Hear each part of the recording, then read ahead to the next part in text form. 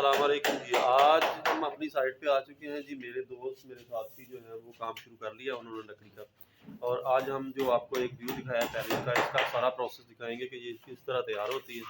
तो साथ में लड़के लगे हुए हैं, उनको ये मुझे सारा बताएंगे और सिर्फ आपके लिए इनका इंटरव्यू करूँगा कि ये क्या कर रहे हैं और क्यों कर रहे हैं सारा।